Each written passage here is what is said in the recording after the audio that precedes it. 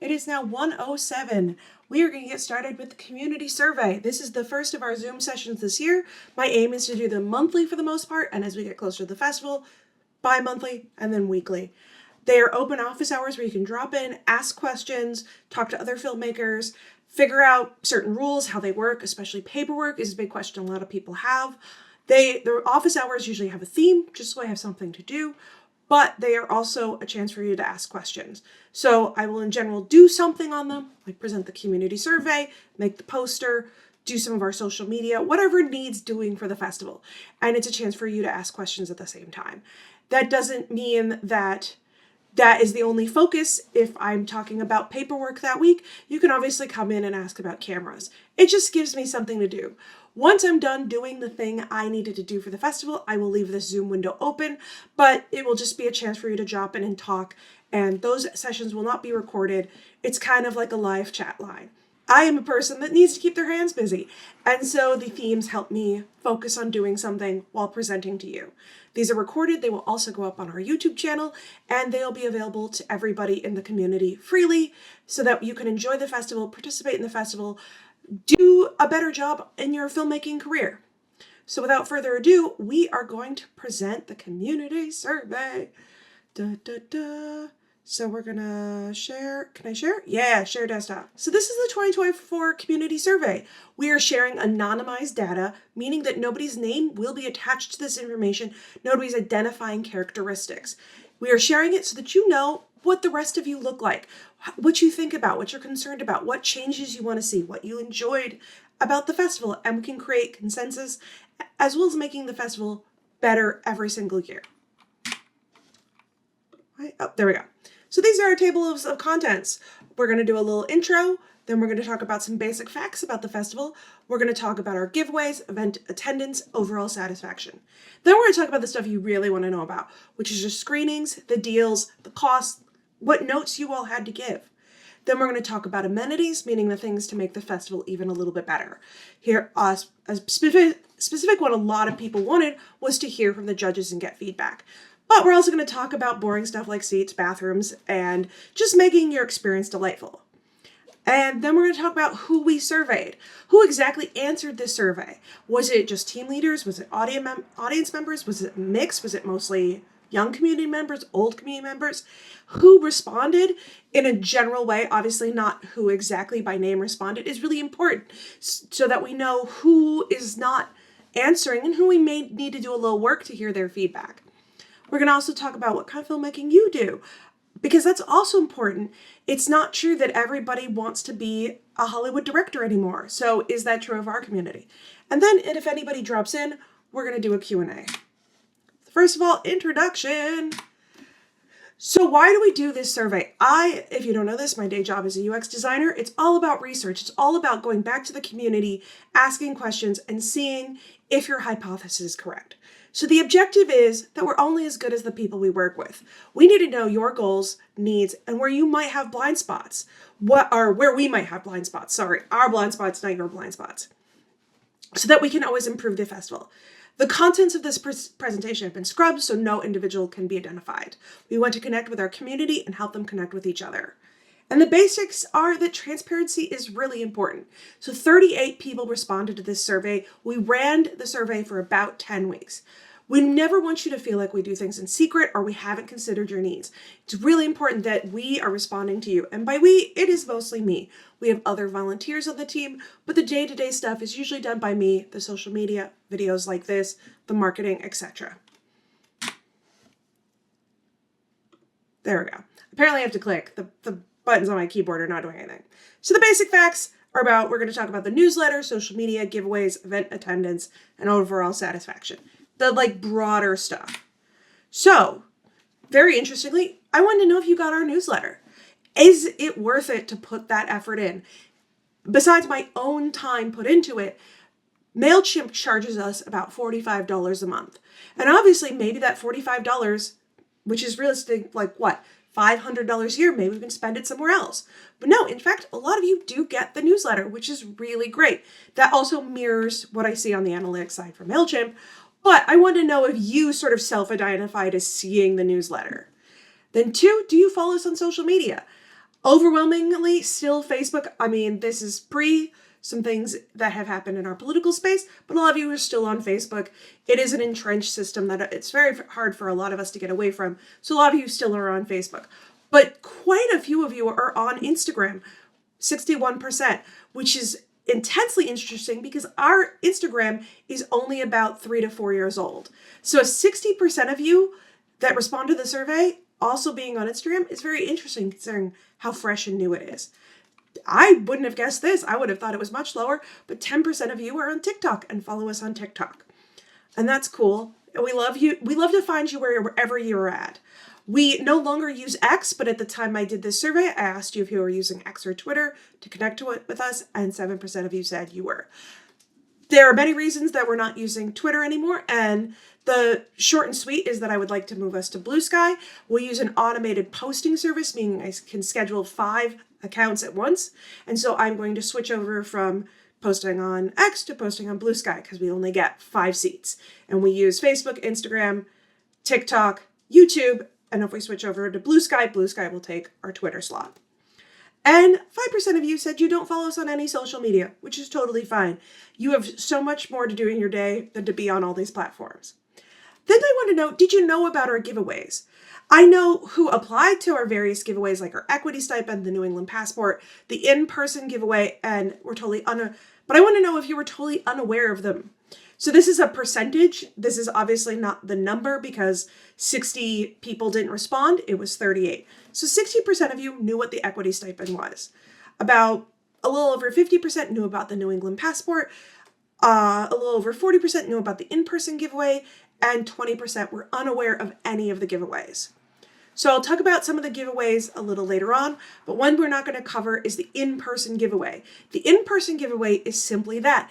If you participate in person with us, you will get a link to enter into a giveaway that gives you your team feedback. And these kinds of events count as an in-person giveaway.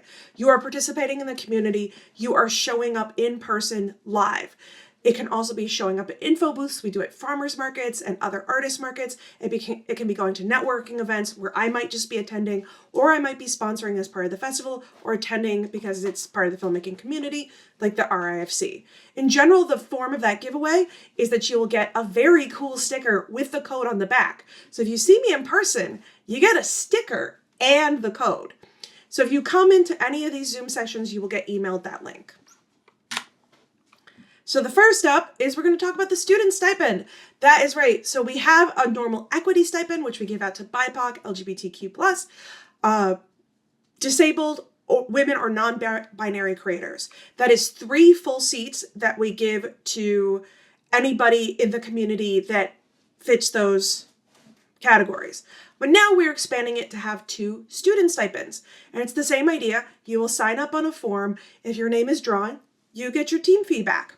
So we will be offering 2 student stipends. The first one is for middle and high school students. We're lumping them in together for now. We'll see how it goes. If we get a lot of folks, we can always break out middle school from high school. In general, what I've seen is that we get 2 to 3 high school teams. So we don't get a lot of middle school teams. We do get a lot of family teams, but I'm not quite counting them because usually the parents are participating a lot more. The focus of these student stipends is that the students are fully running the show. They're doing the paperwork, they're doing the filming, the scripting, the editing, everything. Obviously they can have adults in their film, but the idea is to encourage them to make films on their own. So the middle school and the high school student one will be lumped in together right now, and then there will be one for college students, meaning undergrad and grad. If you have any questions about that, you can obviously email me. I haven't actually set up the form yet, so keep your eyes peeled for the student stipend. The student stipend will work just like the equity stipend. You'll fill out a form, say, yep, I'm one of these things. We don't vet on needs-based or merit-based. It is solely a lottery. And we just ask you to self-identify so that we know who is applying to these sorts of stipends. We don't publish that information. We don't publish who gets the equity and student stipends either. You will simply be given a check that you cash and you go make a film. Then I want to know, did you attend any of our events? What were the ones that were like the most popular? Because a lot of these events cost money. The gear market costs money to run. It costs money to rent the space. Registrations day didn't cost me a lot of money, but it cost time. Kindling workshop costs space. We had to pay for the space. We had to pay for the speakers. Whenever we do a screening, we have to pay for the theater, or we have to pay for volunteers to show up, a projectionist or something. So I want to know which ones you're attending. So obviously the premieres were the big one. That was a no-brainer. I can see our Humanitics analytics and they say, yep, a lot of people attended the premieres. A lot of people attended the Horror 48. A lot of people attended Bonfire, which was really great to see. People engaging with local documentary filmmaking.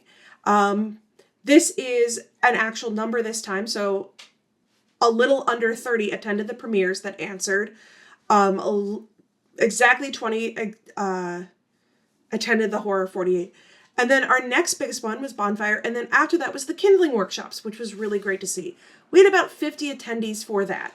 So that means 8 people from the Kindling workshops, there were 38, also attended, or also replied to the survey, meaning about a quarter of our Kindling attendees filled out the survey. And we will be running the Kindling workshops again.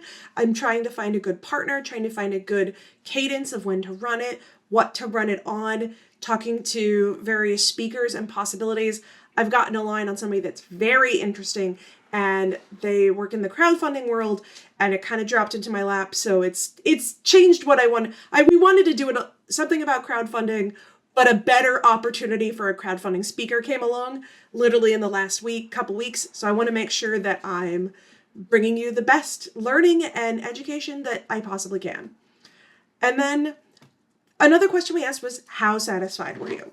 So a score of 5 was the highest, so extremely satisfied. Score of 4 was pretty satisfied. A score of 3 was just satisfied. And a score of 2 was somewhat dissatisfied. So about 59% were extremely satisfied, 30% pretty satisfied, and then satisfied was 7.7. So about 87%, which is that's like a B, were in some realm satisfied, and then 2.6% were dissatisfied. Some of that, I've looked over the notes specifically to see if there's what we could change.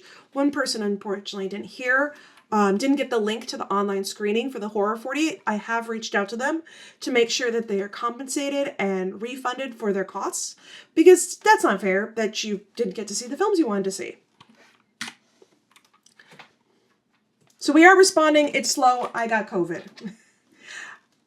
Part 3, the screenings. We're going to talk about the summer dates, the horror dates, the New England Passport program, the restructuring of how we run our award ceremony, the costs associated with the festival, and some of our community notes. Again, the community notes have been scrubbed of specifics. So when are the dates? The dates are June 27th through the 29th. That is when the summer competition happens. That's when you make your film. And this is based on how people answered in the survey. So if you didn't fill out the survey, I'm very sorry if these dates don't work for you, but we will run these surveys again, and you will get a chance to weigh in on 2026. It was really interesting that the amount of people that responded that Father's Day weekend was sort of okay. I did not think that date would be as popular as it was. The balance is that we want to be in June so that we are in a cadence with the rest of New England. We used to be in July, and we were in July with New Haven, and people usually had to choose between New Haven and Providence, and that's not fair to either of us. So I worked it out with the New England city leaders, and Boston has always been May. Portland, Maine has always been August. So I said, hey, let's us take June. That's totally fine with me. We'll take June, and then you kind of worked your way down the coast a little bit for a while. Boston's at the top, then you've got Providence in June right below, and then you've got New Haven in July. Obviously, it won't work for everybody, but assume going forward that we will be somewhere in June, and we'll be always asking to figure out which is the best date to be. We also asked if you wanted to be outside. Especially with the Horror 48, we have a few really good options for being outside, but it being late September, early October, we've got to be aware of the weather. We've got to make sure that you're also comfortable in this experience. So right now, the competition dates are set at October 3rd through 5th. And this is, of course, always predicated on getting 36 teams in the Summer 48. We cannot run a specialty 48, meaning like a horror 48, science fiction 48, without getting a base number of teams in the summer program. That is a rule that HQ has. So sign up for the summer 48 if you want to do the horror 48. We know the horror 48 this year was very cramped. We couldn't let in everybody we wanted, and we are really working to find a big enough venue for everybody, and that's why we asked about the outside nature of it. But 66% of you said that October 3rd through 5th worked really well. So that is great. That is when we will have it. So mark it in your calendars, but know it's like a TB day. Like write it in pencil. Don't write it in pen. Extra incentives. Because we're going back to this. Where is it? Did you know about the New England passport? A little over 50% of you knew about the New England passport. So the New England passport means that any team that completes all 4 48-hour film projects in New England in a year, that text doesn't make any sense. You will get a credit for a free New England city. So say you do 4 New England cities this year in 2025, you can flip that over to the horror 48. If you do Providence, Boston, Maine, and the horror 48, you could flip it over next year to another city if you wanted. It's very beautiful. It's good for 365 days within New England. Sorry, that text is this was a last minute ad because I really like this graphic. We have one team right now that has signed up for all 4 48s. They are Capital Productions. So if they complete all 4 this summer, they will get a credit for a free city. Now we get to talk about restructuring the award ceremony. I have been told in person a lot that the format does not work for everybody, and it's a balance of making it entertaining, honoring each film, making sure that everybody feels, big and small films, that their film was recognized. I've been told to not show the lesser awards. I've been told to show them all at the beginning, all at the end, all sorts of different formats. So in general, this was the old format. And 43% of you liked the old format, which is the highest vote we got. 43% was the majority. So the majority that voted in the survey said, hey, I like the old way, which was that we announce a category, boom. So like Best Actress, we announce Best Actress. If the only award that film gets is Best Actress, their film plays. If the team is getting more than one award, a clip of their film plays. They are given 30 seconds to thank their team, and then we repeat that cadence of announcing the category, playing the film or a clip, and then they can talk about their award. Then the last 3 films play. Obviously, the category is announced, the film absolutely plays because it's the last time you will get a chance to see it, and then the team leader can come up and thank their team. But again, a lot of people have walked up to me in person, and I do take in person into account when you tell me stuff, but the survey also helps for me to see how the data lays out. Because anecdotal in-person quotes don't always hold up when you're like, well, who said that? Was it, I could be making stuff up. Yeah, somebody said this to me. Who knows if that's true or not? But this is the data we have. So 38% said they wanted a change, which was to show all the films and then tell you who won. And those numbers are also very close, 43% to 38%. Whereas something like the dates, they have a 5% difference, or even like with the horror 48, more than a 10% difference in answers. So I wanted to try something different this year.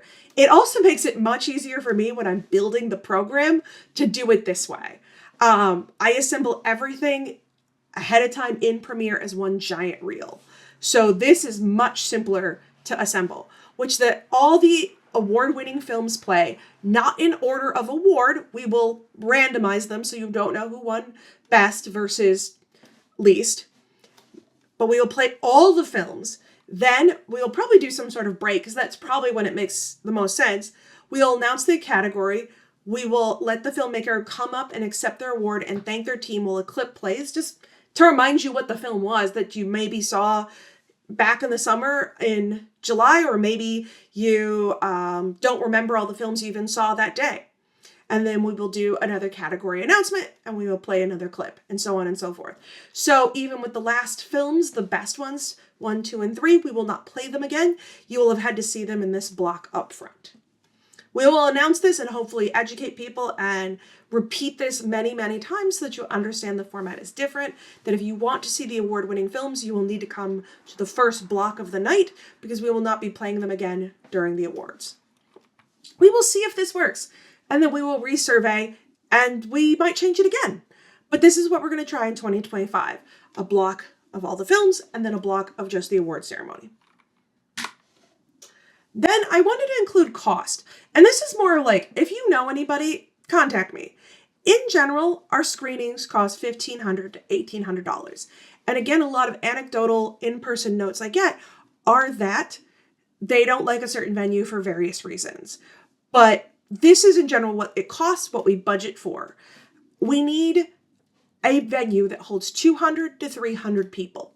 I can tell you that many places in Providence do not hold that many people. The Avon, the Met, the new Uptown are some of the few theaters that have a space for more than 200 people.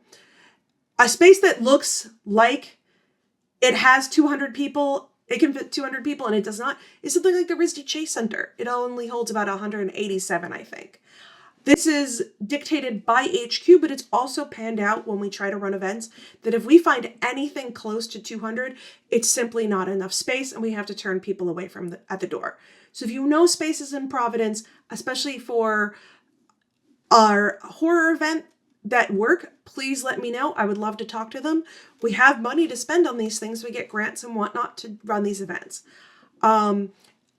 I want to do more programming outside of Providence as well. The one thing that I am not willing to move is the main summer premieres. It is the Providence 48-hour film project, and so the premiere should be in Providence. I understand that does not work for everybody. No venue will work for everybody. That is an unfortunate reality. Either driving, amenities, lack of public transportation, days of the week, days of the weekend, time of night. Something will not work for somebody. But having it in Providence feels right, and it opens us up to a lot of grants that are solely based in Providence. The Providence Tourism Council gives out grants for events in Providence. So it behooves us to do things in Providence so we can access those grant dollars. Also, chain theaters are usually off the table. I tried talking to Showcase. They quoted me $10,000 a night. So if you're wondering why we don't just go to an AMC or a Showcase, I cannot find anybody to give me a realistic quote that isn't under 5 figures. There's also colleges, if you're curious why we don't go to colleges. Colleges are actually fairly reasonably priced. We can usually get them almost any night of the week during the summer because a lot of colleges don't have programming during the summer, and they really want programming like ours. The only thing stopping me from working with a college is that most of them don't allow food. And that has been a huge barrier because a lot of people say they want food, access to popcorn, soda, drinks, a light dinner, something. So if you work at a college and you have an auditorium that seats 200 to 300 people and they allow food vendors, please talk to me. I have tried. I've talked to URI, I've talked to RISD, I've talked to Brown. They say they don't allow food, and I get it. They have had rodent problems, and I don't want to exacerbate that. But if you know of a college that has enough seats for us, talk to me. I would love to include more academic institutions and the things we do. I'm going to check Facebook real fast. Nope. There's nobody on Facebook that needs me. That is fine. Nobody on the Gmail. So that's how venues work here. So if you run a club that has room for 200 people, let's talk. You're now seeing transparently what my budget is, what I assume most of these things will cost, because that is in general what I've been quoted by the venues we use. Why won't you click through? There we go. So, like I said, screenings, we have to balance that with the grants we get. Most of our events are funded by grants that give out $1,500 to $3,000. So that pairs nicely with this amount of money that I'm saying things cost. And those grants may say that we have to do things in Providence, that we need insurance that costs $200 to $500. They may take part of our ticket fees. They may or may not provide ADA accessibility. And we have to be really conscious of that because some of the grants we accept require us to have ADA compliant venues. So something like our kindling workshop was based on a federal grant and it required ADA compliability, which something like the Avon cannot provide because their bathroom is up a flight of stairs and they do not have any access for wheelchairs. They may ask for special branding, they may ask for special award naming rights, or we might have to use specific caterers. That is the case in a few auditoriums I've talked to, that while they may allow food, we have to use caterers that are more used to, say, doing a wedding and cost thousands of dollars. And this was what everybody told me. So this is anything we should know about the Avon. I love the Avon personally. It is an old historic theater. It has the right vibe.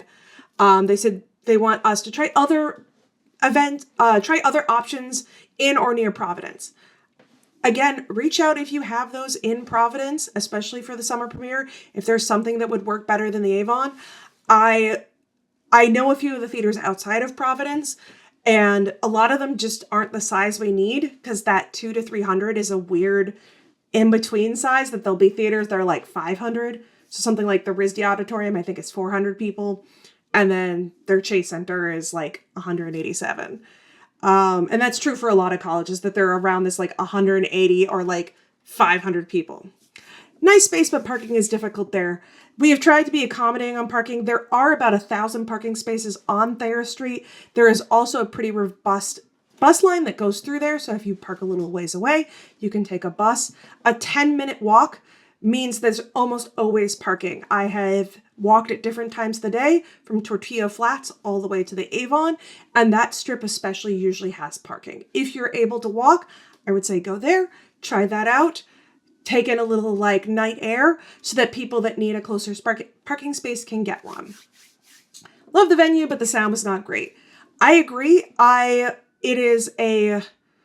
am trying not to throw anybody under the bus. It is a problem on both sides. Our films are made by a lot of amateur and new filmmakers, so their sound is not always a quality that sounds great in a huge venue. On top of it, we are working with the theater to make things sound better, but it also is a reality that some films come in too low, too high, with hissing in them, with background noise, with one channel only audio. So if you have questions about how to make your stuff sound better, reach out. Come into these office hours and talk to me about that. Because if you make better sound or films with better sound, then your film will sound better, despite that the Avon's system might be a little older. Somebody said, I like the theater. It was nice to see a movie in a real theater. Agreed. I really love that we get on the marquee every year. It just looks so great. Yeah, classic venue is cool, but has issues with parking. Absolutely. Again, a lot of venues in Providence will have that. A lot of venues outside of Providence will have that. Something like the Park Theater, something like the GAM, something like Machines with Magnets. Say Machines with Magnets. They only hold about 60 to 80 people inside. So they have parking, but we're going to turn away 2/3 of you. So it's a balance. I'm going to just reiterate, if you know something that fits budget and space requirements and amenity needs, reach out. Love the venue, needed more chairs. Food was way back in the corner. Hard to know it was there. This person was probably answering about our awards ceremony, but they answered it in the section about the Avon, so I left it. Yeah, the food was back in the corner. We tried to tell people the door. There's a reality that I know people will fall through. I was not aware we needed more chairs at the Met. I thought we had about 250 chairs laid out. So if we use the Met again, I will talk to them about that. What kind of events would you like to see in 2025? Where should I put my effort? Besides the premieres. Obviously, the premieres are happening. The awards are happening. This is extra programming we do, extra grant dollars we go after. We're committed to running kits, so I did not ask about it, though 6% wrote it in. 2.6% were unlikely to attend.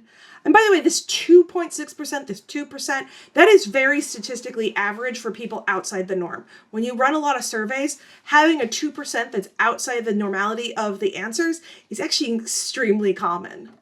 So 35% said a 48-hour retrospective, 33% said animated shorts showcase, 30% said a documentary showcase.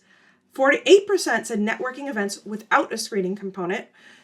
17.9% said cultural or community programming, meaning that we focus on, say, a night of women filmmakers, Black filmmakers, something like that, something that's specific to a certain community and identity.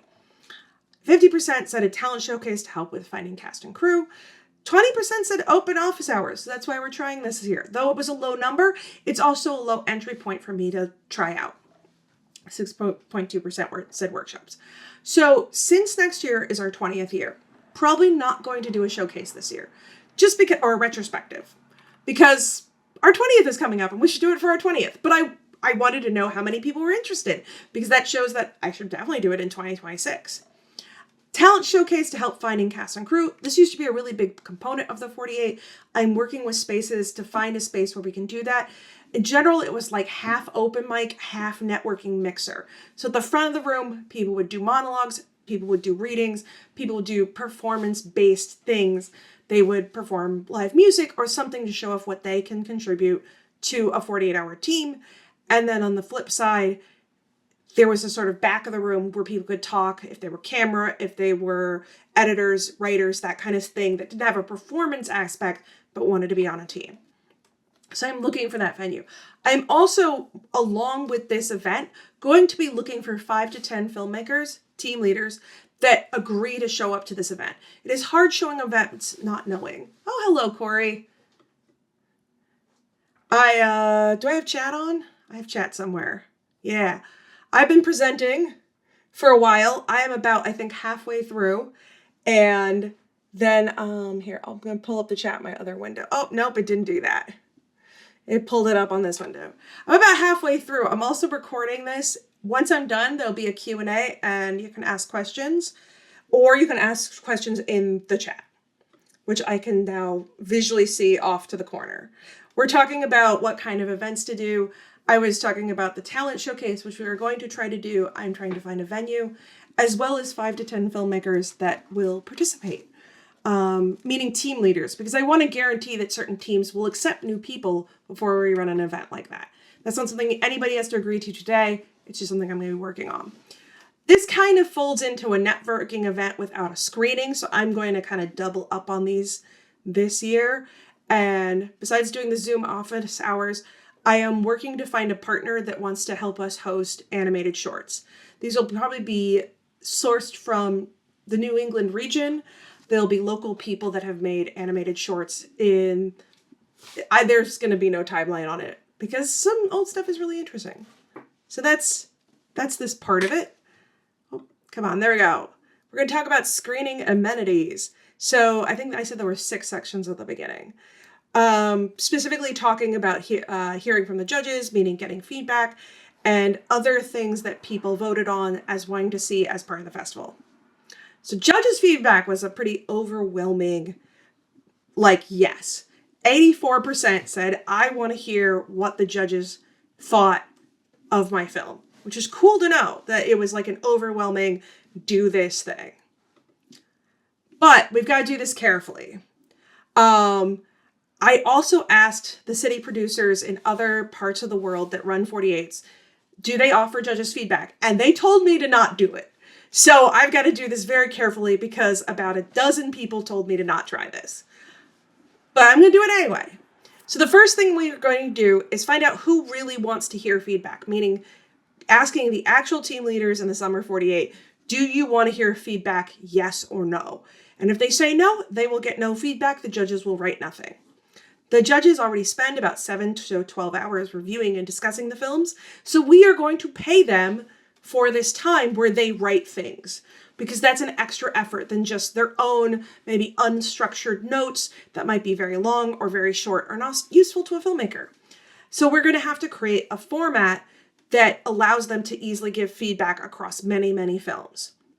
Each film will now have a form attached to it if they want feedback. It will have 2 sections, and each section will be no more than 300 words, meaning if we have something like 40 films and each one wants feedback, the judges are writing 2,400 words about those films.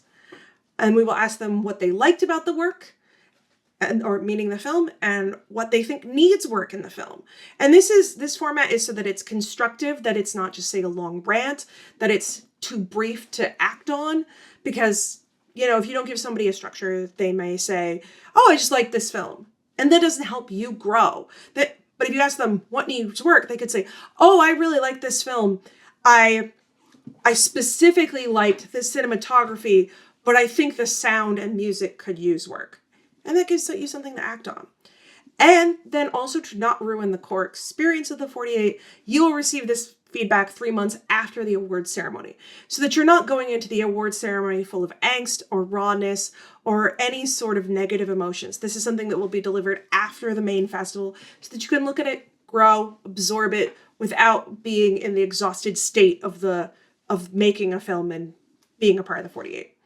Some of this is based on something called NYC Midnight, which is a short story contest. I participate in it. They give feedback. They give feedback for thousands of people. I assume they pay their judges. I actually don't know if they do, but it just felt right to pay people. And they kind of format it with this, what they like, what needs work, and they deliver that feedback about 3 months after you've submitted your short story. So this is not unusual.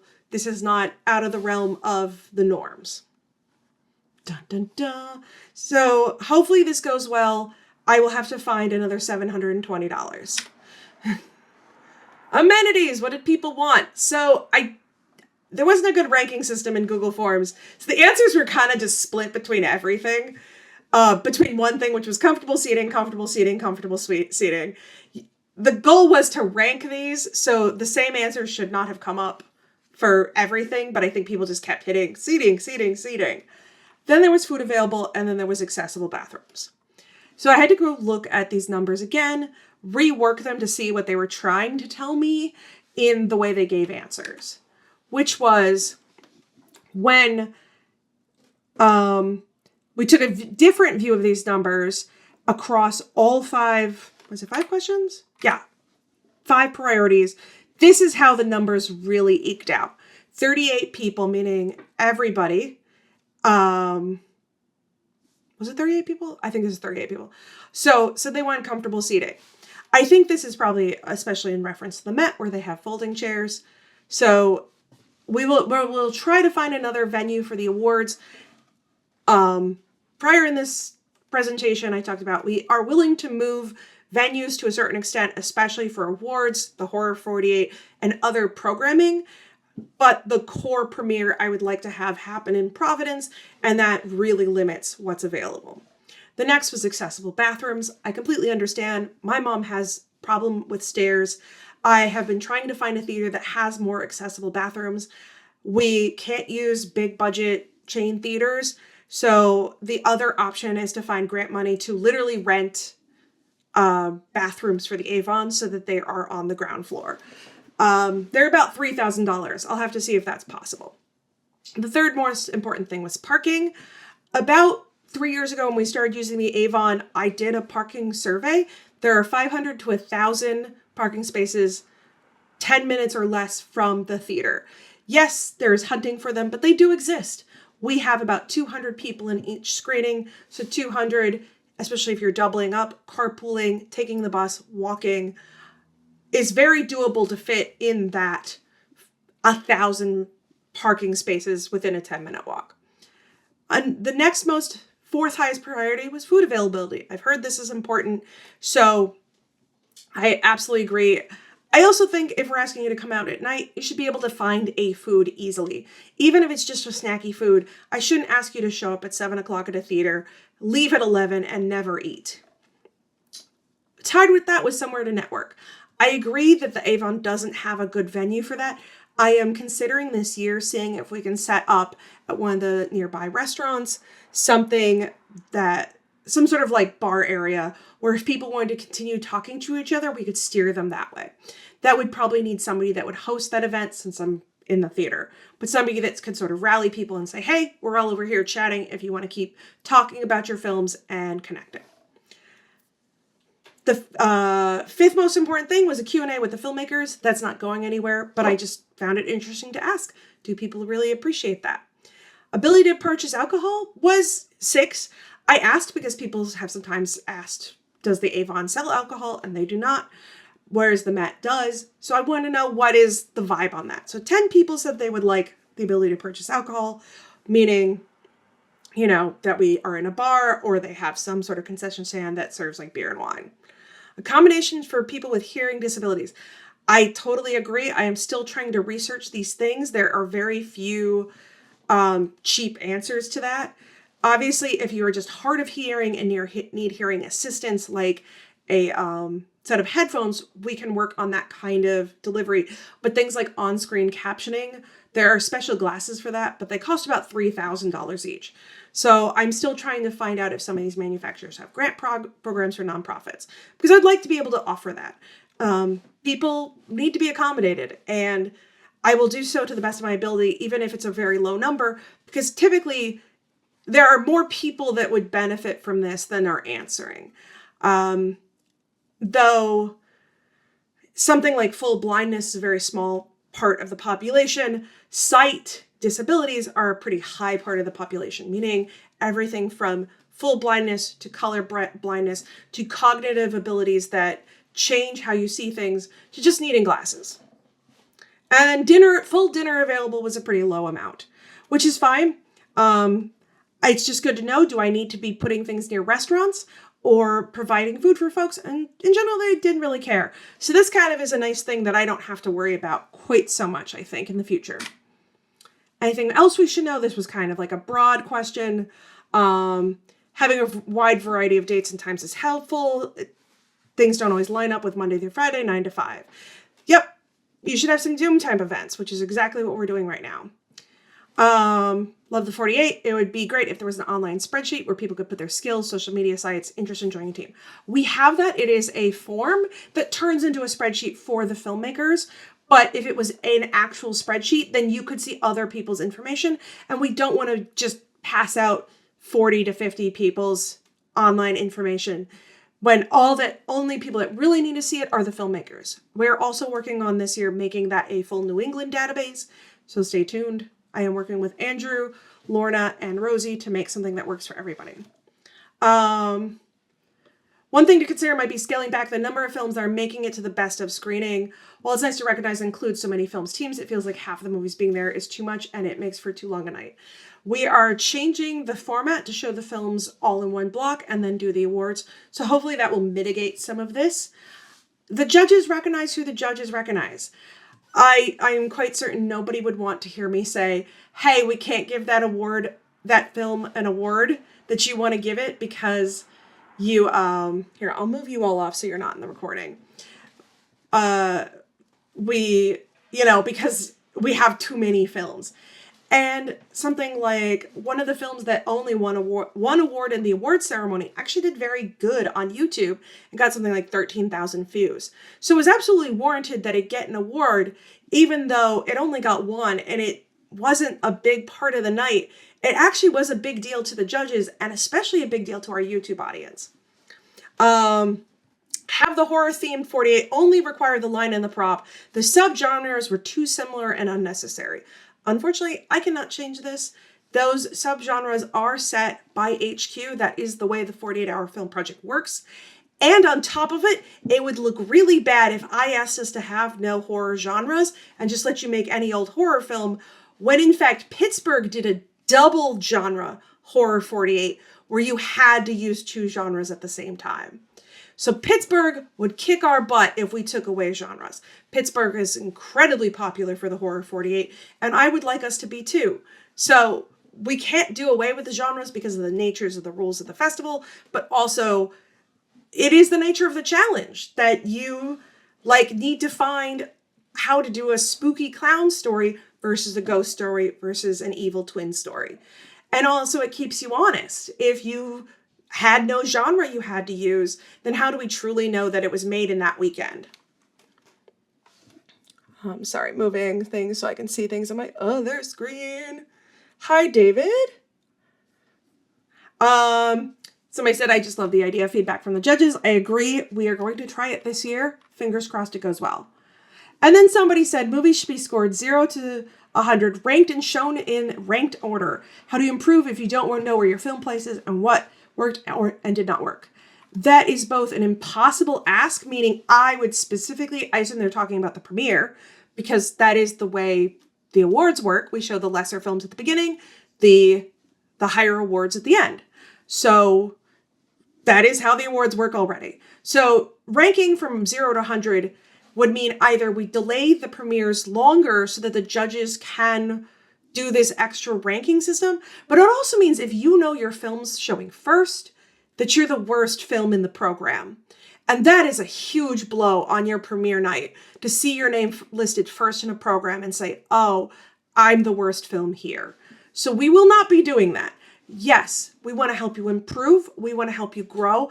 But that sort of system doesn't really work equitably and doesn't create a nice, fun night for the festival. So it was an interesting suggestion, so I included it here so that people could see what we're considering. And I really thought, how would that work? And I thought I would want to show up and see that I'm the first film, meaning scored 0. And then that if you're the last film and you scored 100, like, what if the judges don't all agree that you're the best film? You know, there creates a lot of like, well, I was the best of that night, so why am I not the best overall of the festival? But interesting to see how people work. Oh, come on. There we go. And then who did we survey? What kind of things do people do? What are the demographics that answered our survey? So, about, what was it? I hate these numbers down here. I really should have double checked this. But most of the people that answered definitely attended the screenings. Next biggest group was team leaders, then team members, then volunteers. Nobody had not heard of any of our events, and one said they were a former city producer. I can probably find out who that was. So the biggest group were people that attended. So you can see in this presentation, it's really focused on attending, on screenings, on making the screenings more pleasurable, because that was the bulk of answers, the bulk of people that responded to this survey. Then we asked, what do people do? I wanted to know. The biggest groups were director, producer, writer, and actor. Cinematographer was probably like the next biggest, but I think cinematographer was too big for this graph to write it in. We actually had a fair amount of sound design, special effects, set design, costumes, some animators in there, some casting agents, some musicians, and some editors. But writer, actor, cinematographer, director, producer, and that tracks. That's mostly who I've met. What sort of filmmaking do you do? I wanted to know, is it just the 48? Are you trying to make short films? Are you trying to make feature-length films? Do you work in commercials? Some of the answers were a little all over the board. Some people would say things like, I make videos for a nonprofit. In general, that probably means you make a commercial. Unless you're making a true short film, it's promoting the nonprofit. Yes, it's a nonprofit and not a commercial corporate entity, but it fulfills the function of a commercial. So I simplified some of these into one category because there were like a lot of self-insert answers that would have made this harder to show the data. So 18 of y'all that responded only do the 48-hour film project. 10 of you worked on shorts or student films. And that doesn't mean that you're specifically a student, but maybe you volunteered your time to act or help out on a student film. Or 19 of you worked on a different short film, an independent short film, and that's great. That is where filmmaking starts. That's where you knock in all the kinks in your process and your flow. So I love to see that people are working on their own stuff in their own time. 7 folks said they work on some form of a commercial. 7 said they work on a documentary.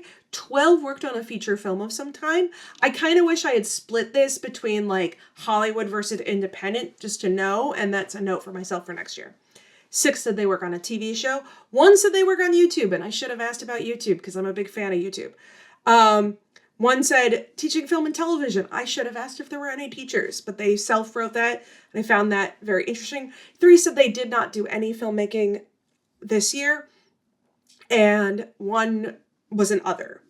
So that's about where people are. There's a lot of independent short films, some feature films, commercials, documentaries, TV shows, a little bit of YouTube.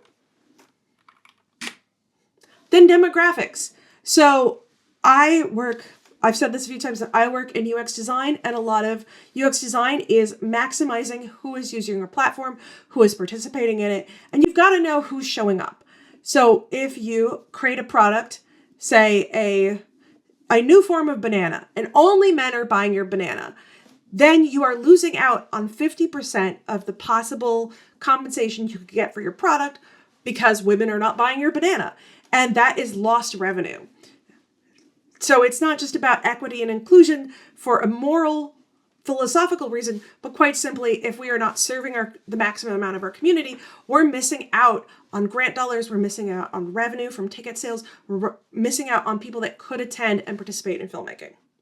So this was the answers from the survey. So we were 73% Caucasian, 6.7% African American or Black, Latino, or some form of Hispanic. That people self-wrote a lot of answers in that made it kind of fine, but I sort of pushed them together a little bit to make this a little easier to read. 4% identified as Asian, 6.7% preferred not to say. But, and this is why I put this graph on here, that is not the numbers of the city of Providence. I could have included, I guess, Rhode Island or the rest of New England, but because a lot of our grant dollars come from Providence, I simply looked at the data for Providence, and that comes from datausa.io. So only 24% of the population of Providence is Caucasian, 10% is African American, 27.9% is Latino or Hispanic, 4.4% is Asian.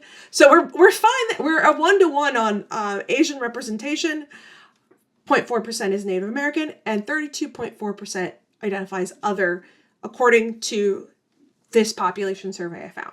So we have some work to do, especially in the African American and Latino communities, so that we make sure that they're included, that they get to do filmmaking, that they get to enjoy filmmaking, that they get to try out different mediums and types of stories.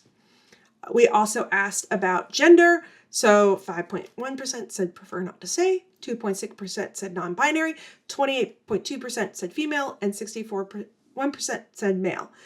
These numbers are anecdotally better than they've been.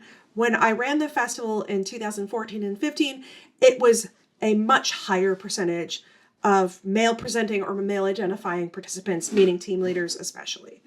And this is still not equitable because the population isn't 64% men, but it is getting better. And I liked seeing these numbers that it was not fully just dudes, because women make films. Women make good action films sometimes. You've seen The Hurt Locker, that's a great film. If we cut out a director like that, we lose access to that kind of filmmaking. And then I asked what ages folks were. 2.6% said they prefer not to say. Overwhelmingly, 58.9% were 45 plus. So we have a lot of work to do in finding students, encouraging the youths to make a film. And that's why we're going to be offering, I don't think anybody was on this chat when I started talking, we're going to be offering a student stipend this year. The student stipend will hopefully change some of these numbers. So when I say that we're responding to answers, this is what I mean. That I have a little more work to do on the equity stipend to encourage people to apply to the equity stipend or just do the 48. Sometimes you don't need the equity stipend. Even if you're from a traditionally disenfranchised group, you don't need it to be able to do a film. You just don't know the 48 exists. So it still means I need to do work to connect with those communities and invite them to participate in the 48. Oh, it's my housemate. My office is a little bit of a thoroughfare. It's okay. I should have warned him. And then, so we have 30 to 45-year-olds. They're about 30% of our population. 15 to 30-year-olds are about 7.7%. So especially with the student stipend, I am hoping this year that we will get more students participating. The student stipend, again, will be one stipend for middle school and high school students, and then a separate stipend for college, meaning undergrad and grad students. So hopefully we'll get a few more in there. And then I want to know if you earned money from filmmaking, because is my job as a city producer, besides running the 48, to bring you work opportunities? Is it that you're already working a lot, so this extra programming is maybe not useful to you, or it's useful in a different way? So I just wanted to know. It wasn't a judgment call that like you should be earning money from this. Maybe that's not your goal. Maybe your goal is just to have fun one weekend a month. One of our most winning teams, Wax Idiotical, does it for fun. They are not trying to break into Hollywood. They are not trying to be YouTube stars. They're a couple guys that are friends that have been doing it for over a dozen years. And that's cool. I want to support you being creative and whatever that looks like. So I want to know, how do people do the filmmakings? Do they do it for money? Do they not do it for money? So in general, a lot of you said it's a hobby and you don't earn any money. Some said you've been on some sets, but mostly unpaid. The next highest answer, though, was you earn some money from filmmaking, but not enough to sustain yourself, which is good to know that I should be possibly looking at more opportunities like that. You're in this middle ground that if we can connect you with paid filmmaking, maybe that's useful. Then a few more said most of your income is earned through filmmaking, and then an equal but still small amount said all of your money, all of your income is earned through filmmaking. So that's good to know where our community lies, what they're doing, how they're doing things. These questions weren't designed to shame anybody or make you feel bad about your level of filmmaking. I write fiction for fun. I do not earn money off of it, but I find it very fulfilling. So I hope that is the 48 for you.